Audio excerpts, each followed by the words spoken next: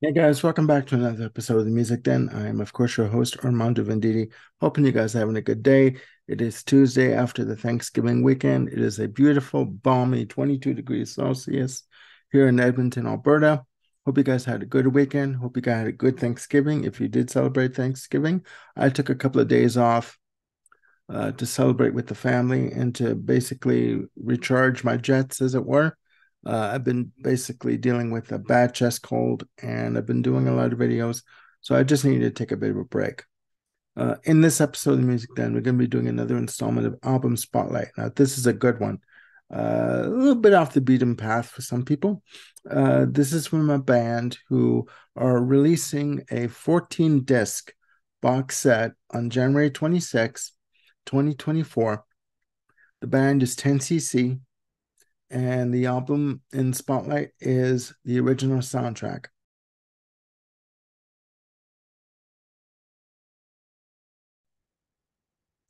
Now, 10cc were formed in England, released their debut self titled album in 1973, were signed to UK Records in the UK, and they had released two albums before being snapped up by Phonogram, in particular Mercury Records, in 1975, for the release of the third album, the original soundtrack. Now, uh, 10cc consisted of Eric Stewart, Lowell Creme, Kevin Godley, and Graham Goldman. Sorry. In terms of their musical style, they're considered art pop, progressive pop, soft rock, fantastic musicianship, fantastic harmonies in terms of their vocal delivery, in terms of their vocal approach. Amazing melodies, amazing harmonies, beautiful. They're when I say that they're considered to be off the beaten path, slightly off the beaten path, they were a band that basically did whatever the hell they wanted to do, whether it was with melodies, whether it was with harmony vocals, whether it was with subject matter. I mean, it was amazing what they did musically. Um, with this album, I should say, the original soundtrack, it it reached number three in the UK and number 15 in the US. This was a major success for the band.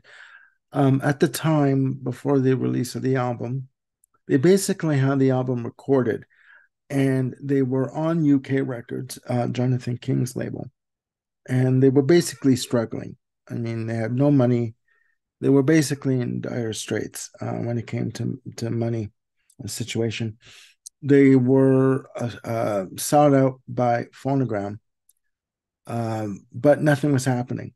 So Eric Stewart called them, Eric Stewart being one of the lead singers. That's the thing about this band. Every person in the band took turns singing lead vocals in the group. So it was very hard to figure out who in the band was the leader of the band.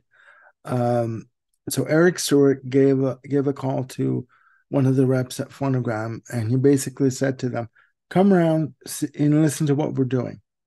So they went to take a listen to what the band was playing, recording, I should say, and the track that they heard convinced them without a doubt that it was a hit. So basically, the next question out of their mouth was, "What do you want for a deal? What can we give you? We need to have this." And they signed them up for a 5 album deal on the spot. And they basically gave them a lot of money, which took them out of financial straits, and the album took off. There are 8 tracks on this album.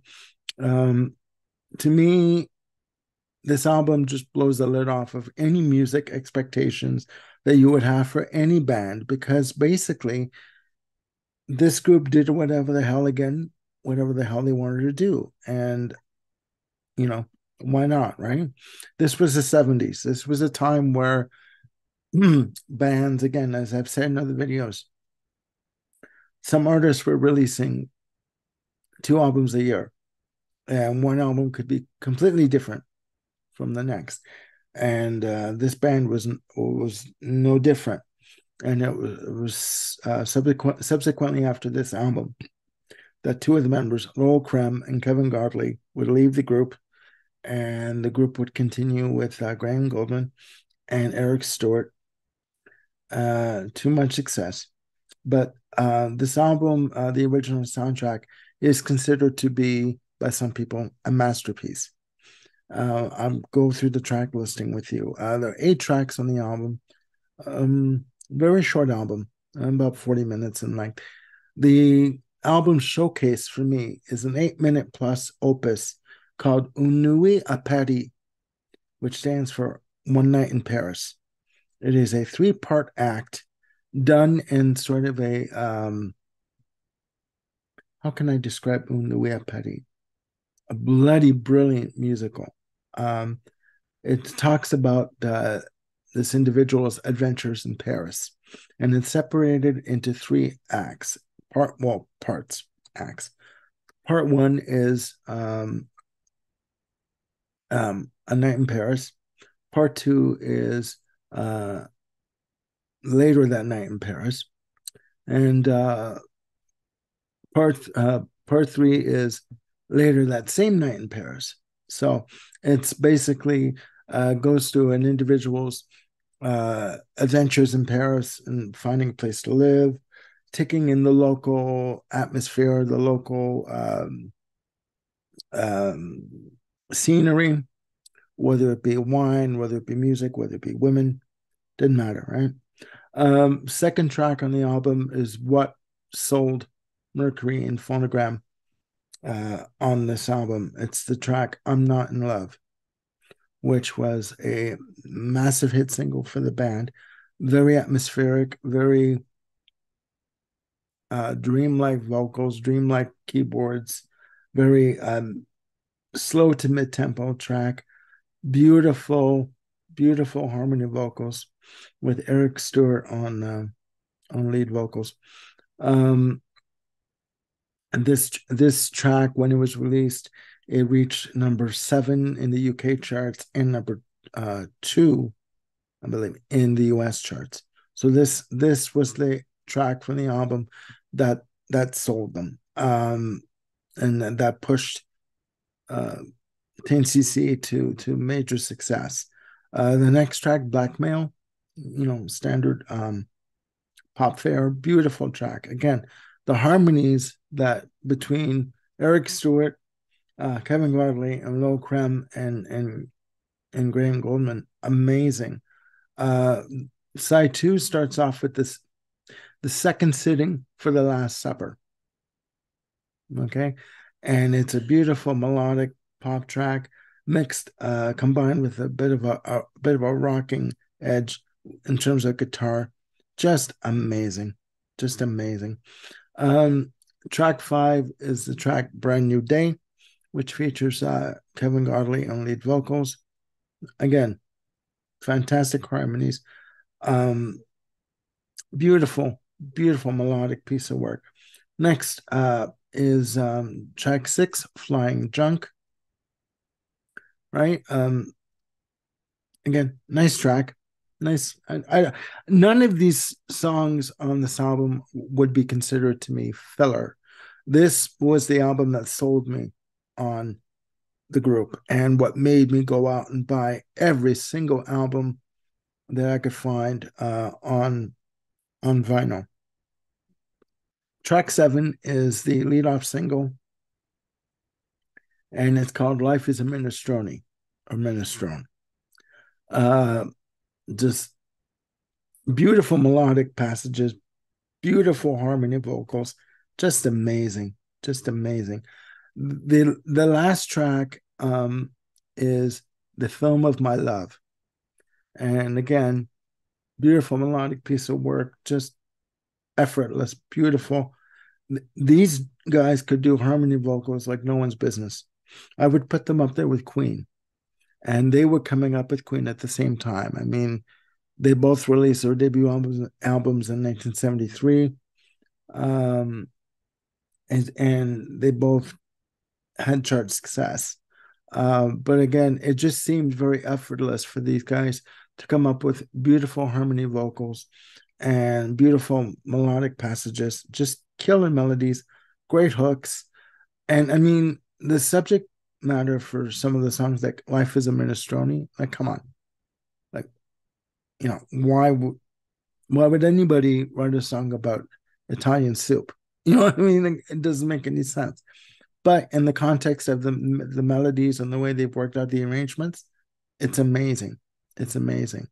Again, the reason why I wanted to spotlight this album, number one, I have not talked about 10cc on this channel before, and I should be doing more. And 10cc are releasing a box set called 20 Years, 1972 to 1992, on January 26th to 2024. I purchased my copy, pre-ordered it through Amazon.co.uk for $139. That is 14 CDs. You get 12 albums plus 2 discs of unreleased material with a booklet and all with detailing all the information on the albums. It is not listed. It is listed on Amazon.ca. The picture's there, but the price for it is not listed as of yet. You can bank on the fact that this box set, 20 Years, will be around the $150 mark from through Amazon.ca and probably also Amazon.com. So please check out 10cc, the original soundtrack, and let me know down below in the comments. Do you know 10cc? Do you know of 10cc? Do you like 10cc? Do you not like 10cc?